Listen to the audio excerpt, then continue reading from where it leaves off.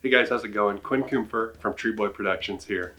I'm very excited to be chatting with you today. It's been a while since I've been on this side of the camera, but I had to hop on this potential collaboration between Treeboy and the Bluffton Street Fair. Now, it's no secret that I owe a lot to the Bluffton Street Fair. It's the very first place I ever took my wife on a date. We're going to get into that in a little bit. But first, I kind of want to talk about what exactly I'm doing with the Bluffton Street Fair. I'm going to be creating content that just tries to capture a slice of the magic that Street Fair provides to the town of Bluffton every single year. We're going to be doing all kinds of different things, between highlighting sponsors, highlighting people and their stories, and some stuff that I'll be announcing in the near future. I'm very excited to start this first initiative that we've collaborated on together called the hashtag Street Fair Story. Now, it's no secret that the Street Fair has been around longer than most of us have been alive. Chances are, out of the 50 plus street fairs that some have been to, you have some very special memories that you could share. With all the negativity and the divisiveness that's on social media these days, people picking sides, people brutally attacking each other, we thought it might be a fun idea for everyone to come together and talk about their favorite memories from Street Fair past. And of course, I'm going to start. My favorite Street Fair was back in, I want to say 2010.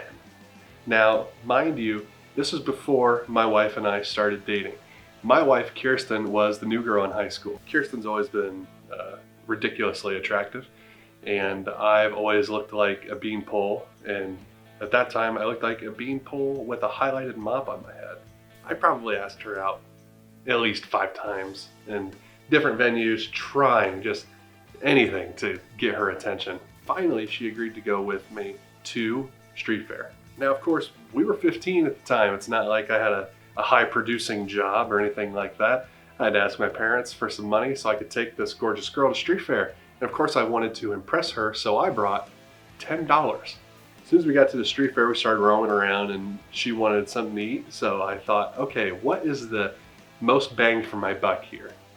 So we found a tenderloin stand and got one of the tenderloins that's bigger than my head. And I'm an abnormal person. My head is large. See, the thinking was sound. The thinking was, this tiny little petite blonde girl is only going to knock out, I don't know, maybe a third of this sandwich. Then I get the rest to myself. Therefore, cost saving. We sat down, she barely said 3 words to me, and destroyed the entire tenderloin directly in front of me. After she knocked that out, I just kind of stood there, stomach rumbling, and she casually looked at me and said, I heard they've got pineapple flavored ice cream somewhere around here. And off she went to go find it, me chasing behind her. Little did I know that that tiny, petite little blonde girl that I was finally lucky enough to score a date on would eventually become my wife and the mother of our beautiful daughter. Since that day, we've traveled the world together. We've been through the highest of highs and the lowest of lows. And every single part of our life together started at Street Fair. And I know that I'm not the only one that has a story that's similar to that.